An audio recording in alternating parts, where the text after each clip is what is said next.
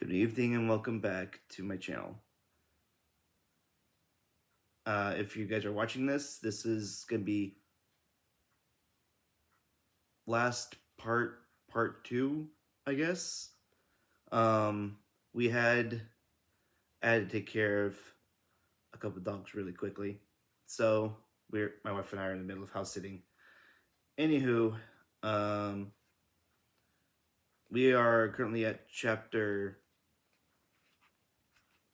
64 of Flora and Ulysses by Kate DiCamillo, and I was trying to do the last part earlier, and it again was interrupted by dogs needing to go use the restroom. So, anywho,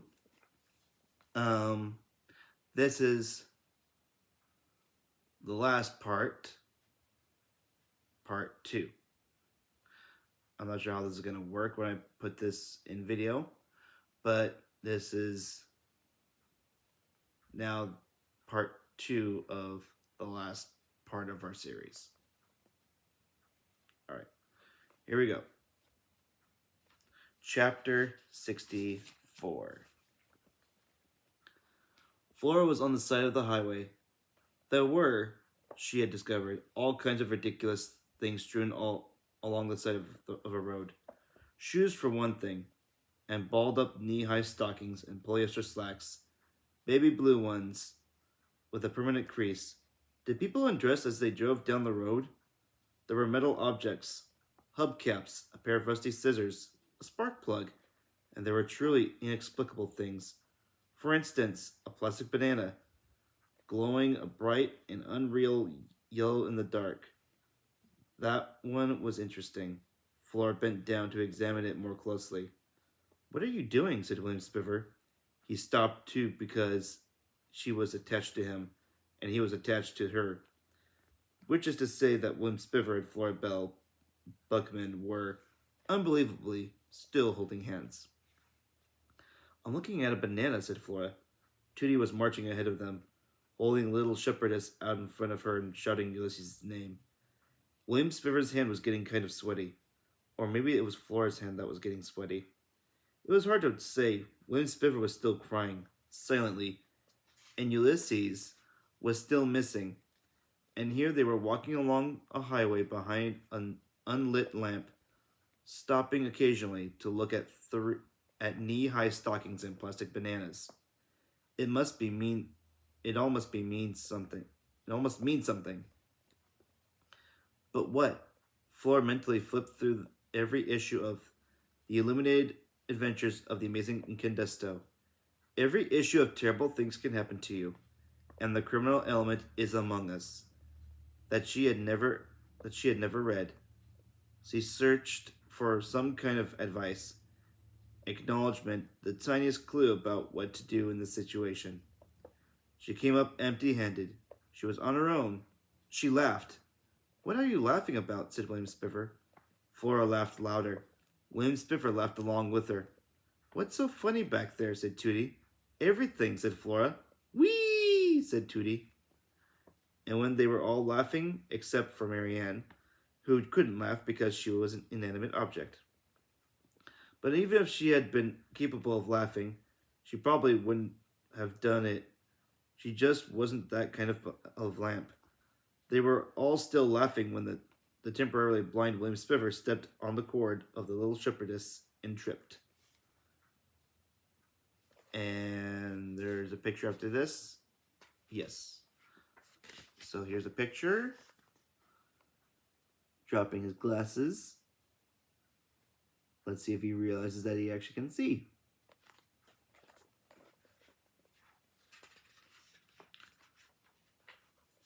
And because he refused to let go of Flora's hand, or did she refuse to let go of his? Flora fell, too. She landed on top of William Spiver.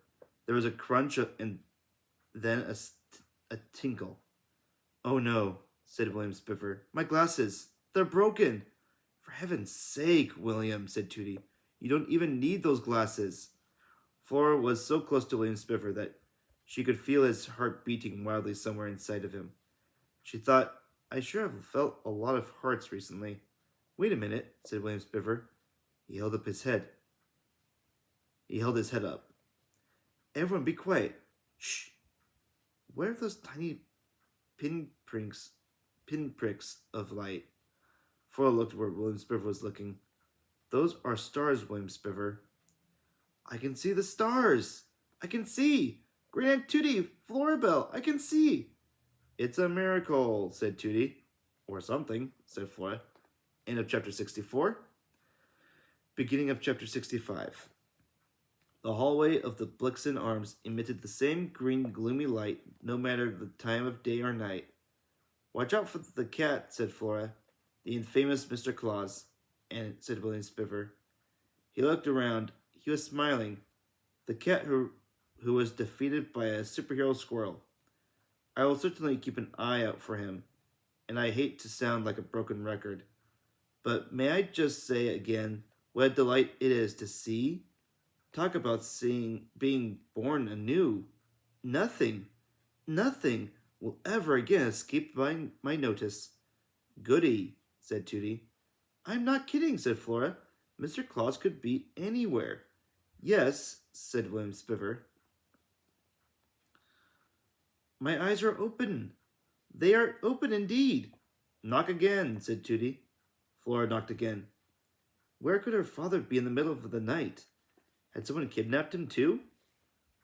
Was it kidnapping if it was an adult? Or was it that adult napping? George Buckman, napping? And then she heard her father laugh. But the laugh wasn't coming from his apartment. It was coming from apartment 267. Dr. Measham, said Flora. Who? Said William Spiver. Dr. Measham, knock on that door, quick, said Flora to William Spiver. She pointed, and William Spiver raised his hand to knock just as the door to Dr. Measham's apartment swung wide. Florabelle, said Dr. Measham, my little flower, our beloved. She was smiling very, very big. Her teeth were glowing. Ulysses was sitting on her shoulder. Behind Ulysses and Dr. Measham was Flora's father. He was wearing his pajamas. His hat was on his head. George Buckman, said her father, slowly raising his hat to them all. How do you do? Ulysses? Said Flora. She said his name like a question, and he answered her. He flew to her. His small, warm, hopeful body hit her with a thud that almost knocked her off her feet. She wrapped her arms, her hands, herself around him. Ulysses, she said, I love you. So much happiness, said Dr. Meacham.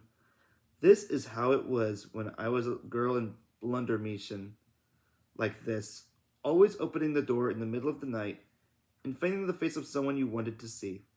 Well, not always. Sometimes it was the face of someone you did not want to see. But always in Blunder Meacham, you opened the door because you could not stop hoping that on the other side of it would be the face of someone you loved. Dr. Meacham looked at William Spiver and then at Tootie. She smiled, and maybe too the face of someone you did not know yet but might come to love. And then I'll just show you the picture really quick. I really like this picture. Flora. Yeah, it's Flora. Flora and Ulysses hugging one another again. It's so nice to see them together. It's a very touching book.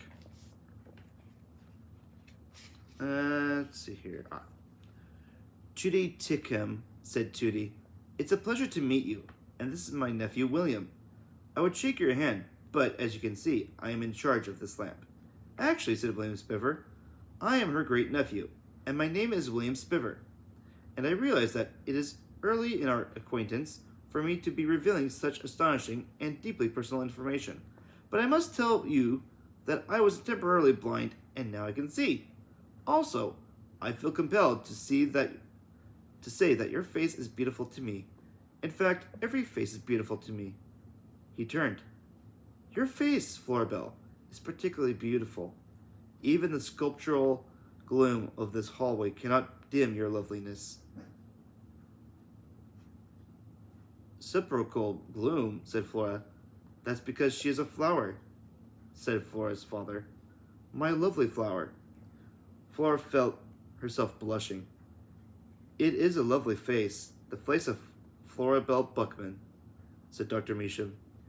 It is truly beautiful, but you have all stood long enough outside. You must come inside now. Come. End of chapter 65. Beginning of chapter 66. So, said Dr. Measham, we have been speaking with Ulysses. We have been working to understand his story. From what we have put together so far, it involves a shovel and a sack, and the woods, and a poem, and a giant donut, said Flora's father. Ulysses, sitting on Flora's shoulder, nodded vigorously.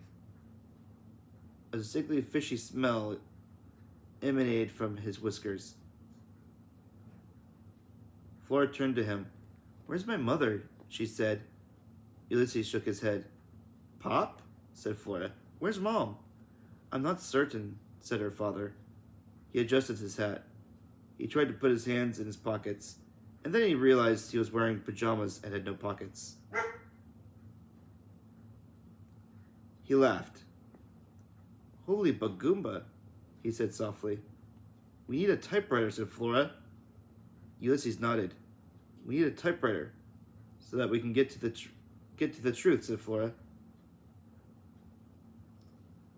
The truth, said William Spepper, is a slippery thing. I doubt that you'll ever get... Hang on.